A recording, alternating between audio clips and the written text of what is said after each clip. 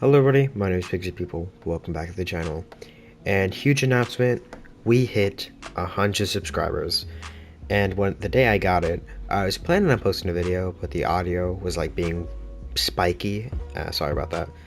But again, thank you all for subscribing and commenting on my videos, giving me ideas, especially that one guy. His ideas are amazing. Not gonna lie to you. But actually, he's the only guy that's been commenting on my videos. Thank you.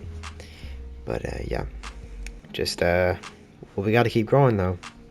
So hit the like, subscribe, hit the post notification bells to remind you every single time I post a video, which I'm hoping is gonna be a lot. But that's up to you guys if you like my videos. So, anyways, let's get into the what if. Continuing our what if, we see Deku wake up in the hospital, turn in bed to see no one there because he's an orphan, and he actually checks over his body to realize there's no damage. And then we get a little reveal that Deku has reverse curse technique, and it activated as soon as he went unconscious because his body was so heavily damaged that he needed to go into reverse curse technique. So Deku has unlocked that ability without knowing. So since Deku feels so good, he just goes out of the hospital to go train. And while he trains for for a while enough to everyone to wake up after their injuries. So then he gets a text from Hakagure saying that Aoyama is being weird, and so he just walks out of the building, not expecting anything weird, just assuming he feels scared because All For One and Shigaraki are on the loose, until he sees Aoyama's parents there crying, with him also crying about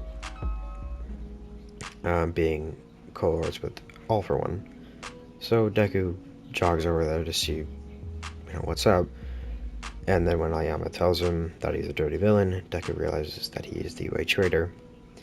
So he takes him in with his parents basically forced to come with. So they get into the UA, and then the police arrest him and plan to put him into custody. But everyone in Class 1A says that's not going to happen. After that, the pro heroes, Class 1A and Class 1B, mostly Monoma, are going to create a plan. And really the plan is for Deku to hollow purple both Shigaraki and All For One. And they think All For One is the worse threat than Shigaraki. So that's their plan. Deku's gonna hollow purple All For One and Shigaraki. But first they gotta get All For One out of the picture. So he's with the take out All For One squad. So they get there. Really Aoyama shoots the beam at All For One, and All For One takes off his suit to reveal his undershirt, with him shooting out all the villains, the League of Villains, and then the pro heroes send out their team, with immediately I guess the fight transitioning over to where All For One turns prime. So the plan starts with Endeavor obviously shooting out a giant assault of fire, with it not really affecting All For One.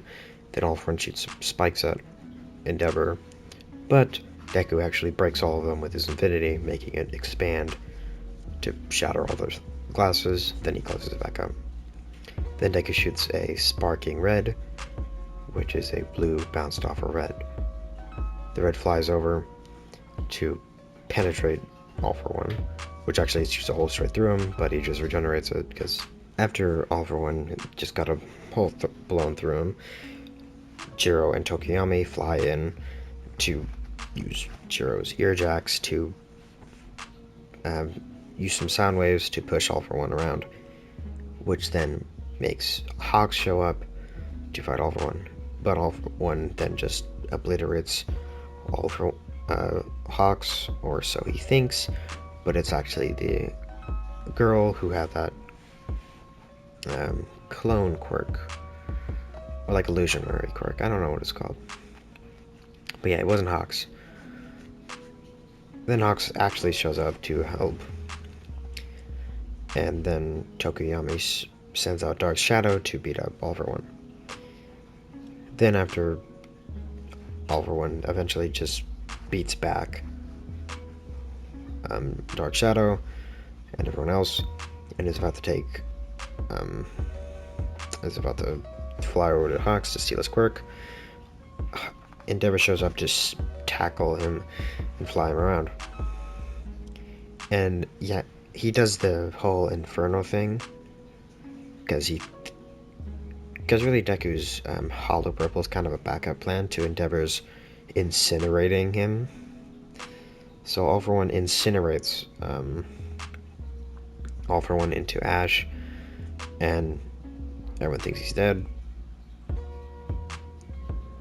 Oh yeah, by the way, All for One took Endeavor's arm off. So after Endeavor is like really laid out, All for One regenerates back to his prime, and then he starts beating everyone up, especially Endeavor. But before he can really do some damage and take Hawks' quirk,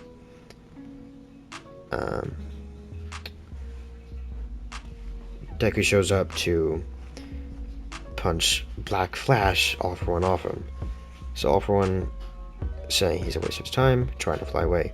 But Deku actually teleports in front of him and puts a blue in front of All for One. Actually a red, and then that shoots All for One's head straight off, actually making him forcefully regenerate, actually de-aging slightly. Then Deku teleports again, blowing off his legs, which makes him regenerate them too, making him age a bit more. Then Deku gets socked in the face. Of course, actually his infinity instead of his face. So he gets pushed to the ground, actually hurting himself. Then he grips the ground with his knuckles, I guess. Then he charges a red, shooting it, but while All for One is about to deflect it, Deku shoots a blue into it, which actually makes it a hollow purple, which makes All for One have to block it. So he blocks it, hoping he can, just redirect it, but it's just disintegrating him, making him regenerate, making him age more and more, until the point the hollow purple didn't disintegrate him, his rapid aging did. So All for One dies of rapid aging, and the hollow purple just blows up for dramatic effect. Then Deku puts his hand up, like open palm. Then he puts his hand down, and turns around and smiles. Gogeta reference. After Deku has defeated All for One, Gigantomachia shows up with Shinzo, but Shinzo isn't actually controlling her, and she's just ready to fight for the heroes. So they all go running over to Shigaraki. Then they see Yue falling out of the air, and Aizawa and President White falling out of the sky, but being saved by Korigiri.